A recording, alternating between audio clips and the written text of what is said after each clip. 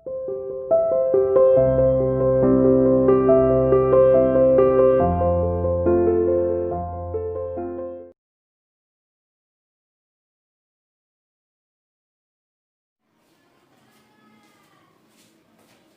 morning 9th class students, this is your English teacher and today we are going to do a chapter that is with the name A House is Not a Home.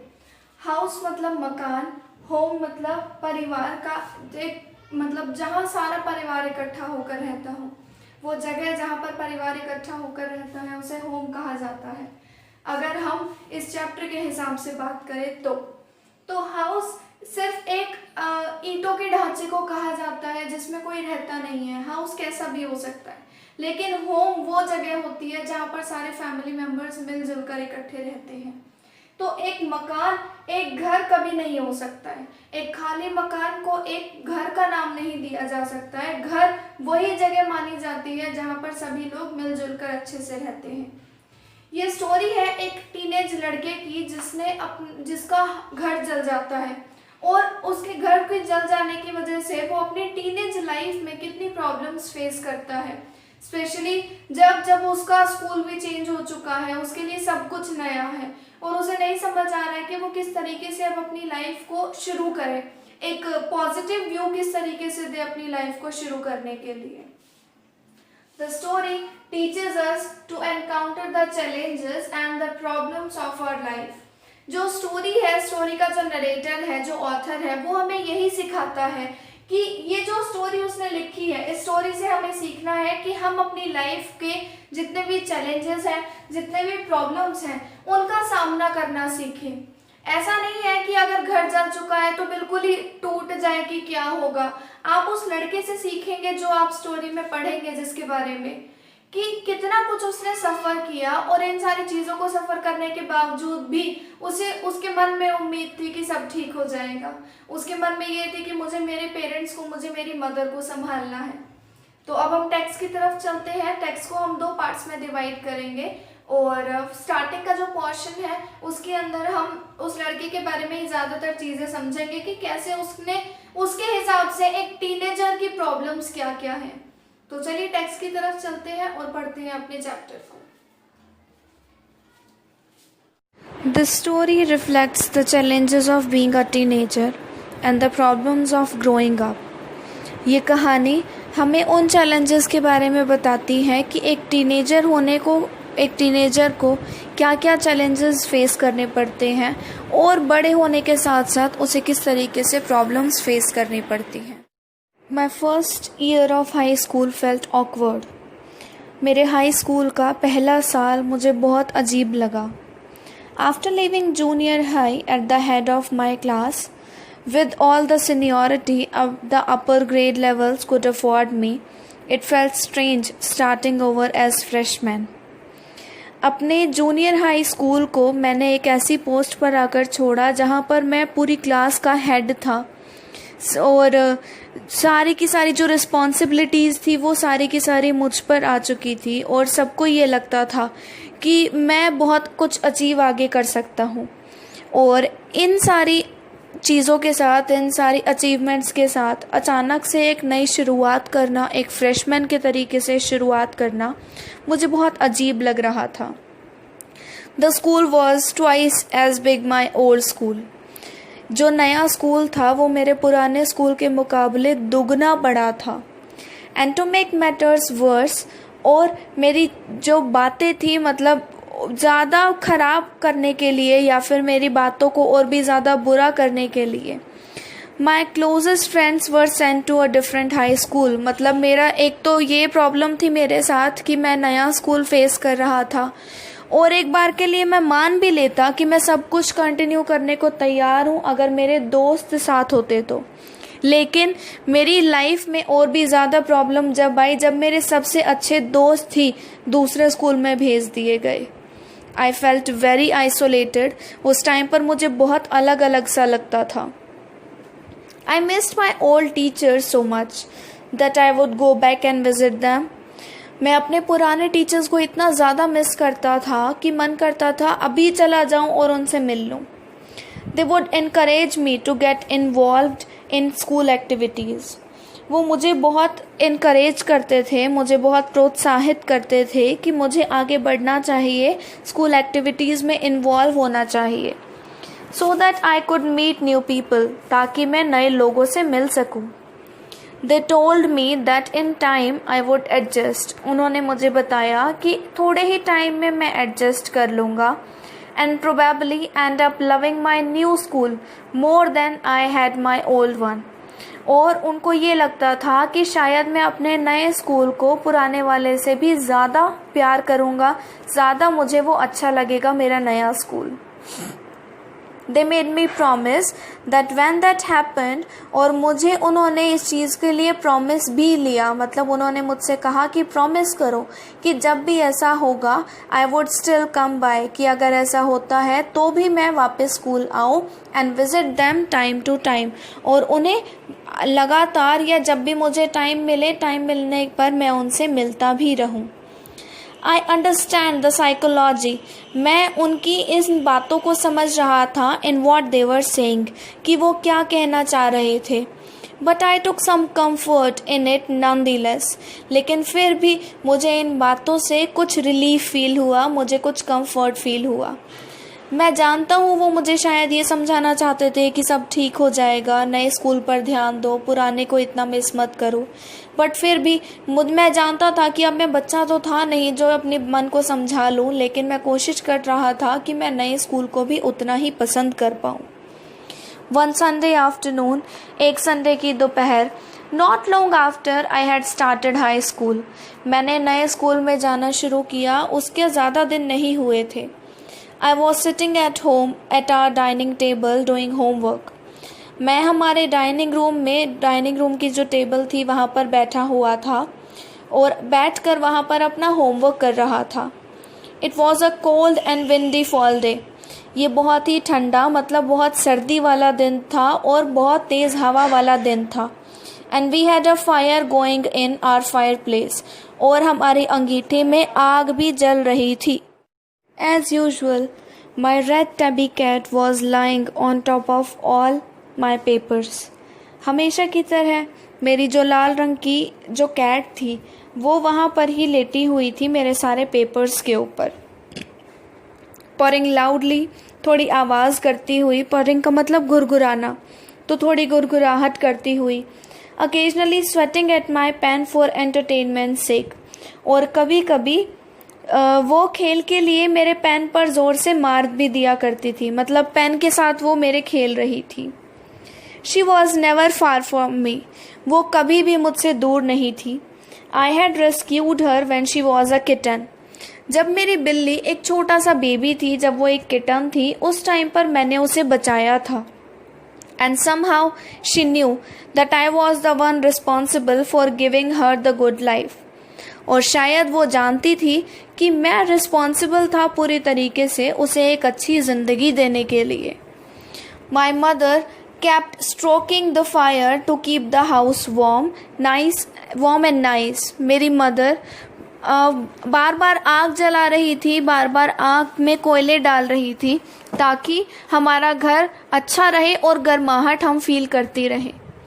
Suddenly I smelled something strange. अचानक से मुझे कुछ अजीब सी महक सी आई। And then I noticed it. और फिर मैंने इस बात पर ध्यान दिया। Smoke pouring in through the seams of the ceiling. धुआं छत के जोड़ों के अंदर अंदर भरता जा रहा था। The smoke began to fill the room so quickly. और उस धुएं ने कमरे को इतनी जल्दी भरना शुरू कर दिया that we could barely see, कि हम मुश्किल से कुछ अपने आसपास देख सकते थे। Groping our way to the front door, किसी तरीके से बाहर की तरफ आते हुए, अपना रास्ता बनाते हुए, we all ran out into the front yard. हम जल्दी से बाहर की तरफ भागे। By the time we made our way outside, और उस टाइम तक हम अपना रास्ता बाहर निकाल चुके थे, मतलब हम बाहर आ चुके थे। The whole roof was engulfed in flames. और जब हम बाहर आए उसी टाइम पर पूरी छत आग की लपटों में भर गई। And it was spreading quickly. और ये बहुत ही जल्दी से बढ़ती जा रही थी और ये जो आग थी वो बढ़ती फैलती जा रही थी। I ran to the neighbors to call the fire department. मैं फायर डिपार्टमेंट की तरफ भागा मैं अपने पड़ोसियों के पास भागा ताकि वो फायर डिपार्टमेंट को कॉल कर सके. While I watched my mother ran back into the house. जबकि मैंने अपनी मदर को देखा कि वो उस घर में वापस जा रही थी. My mother then ran out of the house carrying a small metal box full of important documents. मेरी मदर जब घर से बाहर वापस आई तो उनके पास एक छोटा सा मेटल बॉक्स था जिसमें बहुत सारे इम्पोर्टेंट डॉक्यूमेंट्स थे. She dropped the case on the lawn. उसने उस डब्बे को मैदान के ऊपर लॉन पर रख दिया and in a crazed state और बहुत ही अजीब सी कंडीशन में, पागलपन वाली कंडीशन में ran back into the house. वो वापस घर के अंदर भागी. I knew what she was after. मैं जानता था कि अब वो घर में किस चीज़ के लिए भागी है. My father had died before when I was young. मैं बहुत छोटा था तब मेरे फादर की डेथ हो गई थी. And I was certain that she was not going to let his pictures and letters go up in flames. और मैं श्योर था कि मेरी मदर ऐसा कभी भी नहीं करेंगी कि वो आग की लपटों में मेरे फादर की पिक्चर्स को और उनके दिए लिखे हुए लेटर्स को जल जाने दें. They were the only things that she had to remember him by. क्योंकि ये पिक्चर्स और ये लेटर्स यही ऐसी चीज़ें थी जिससे मेरी माँ मेरे फादर को याद कर सकती थी. Still I screamed at her, Mom, no. ये जानते हुए भी कि वो लेटर्स, वो चीज़ें कितनी इम्पॉर्टेंट है मेरी माँ के लिए, फिर भी मैं उनके लिए ज़ोर से चिल्लाया कि प्लीज़ माँ, आप ऐसा बिल्कुल भी मत कीजिए. I was about to run after her when I felt a large hand hold me back.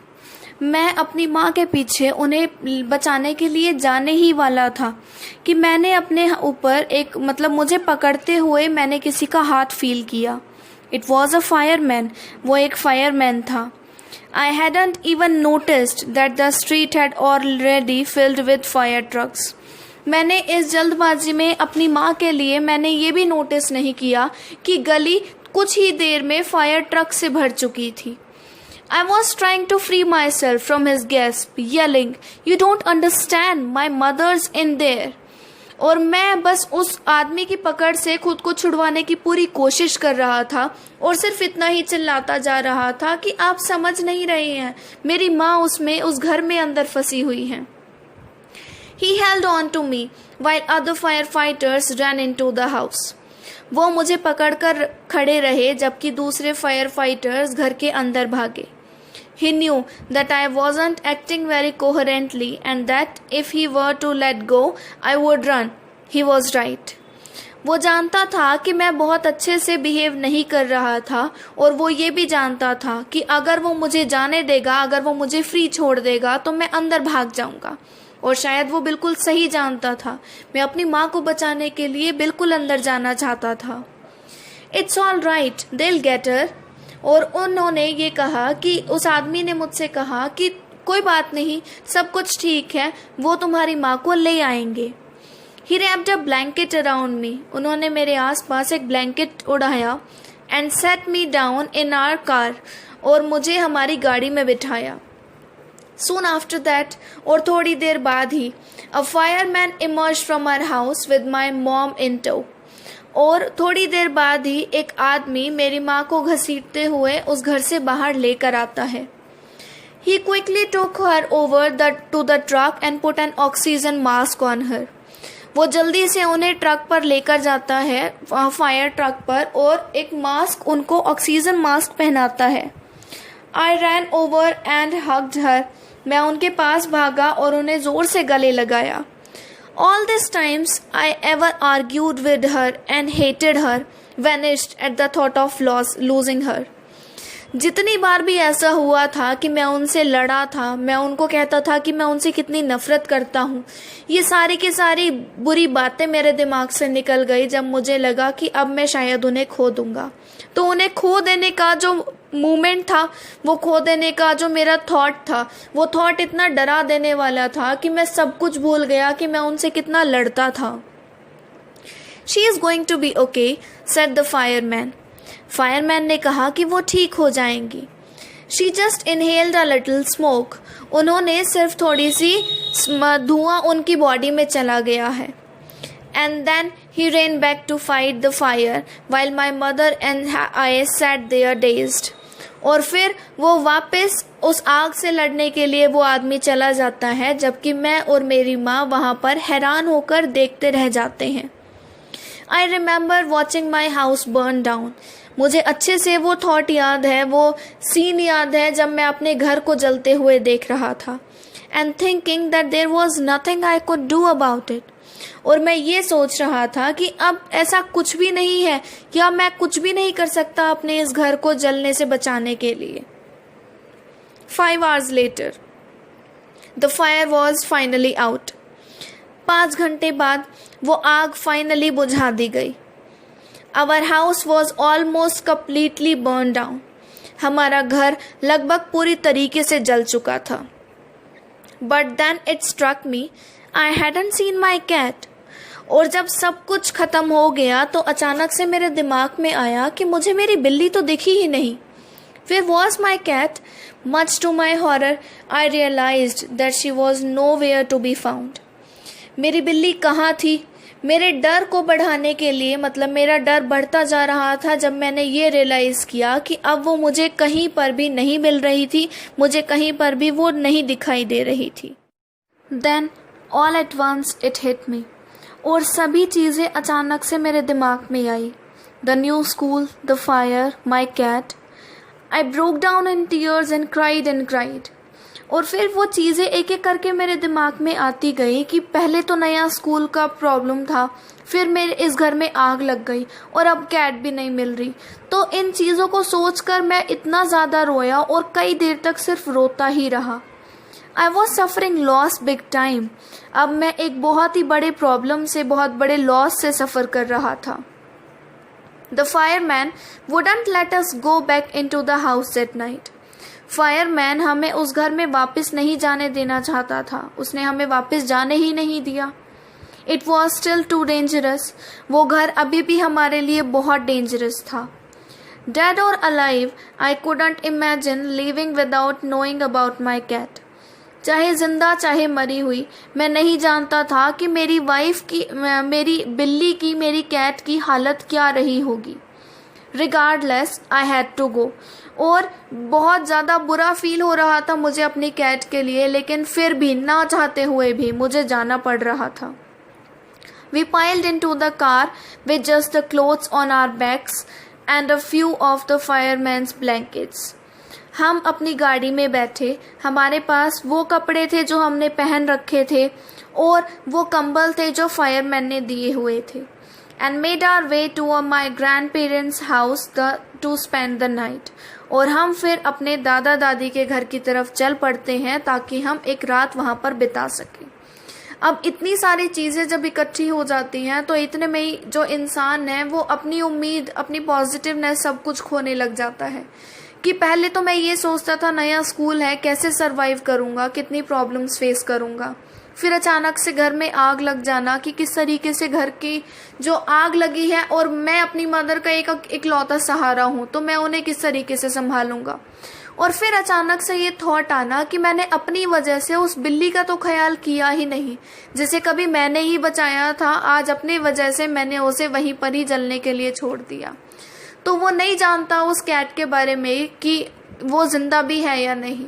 फिर भी वो इन सारी चीज़ों से अब किस तरीके से टैकल करता है, उसकी आगे की जो लाइफ की जर्नी है वो कैसी होने वाली है, ये हम पढ़ेंगे हमारे नेक्स्ट वीडियो के अंदर. अभी के लिए इतना ही. Thank you everyone. Have a nice day.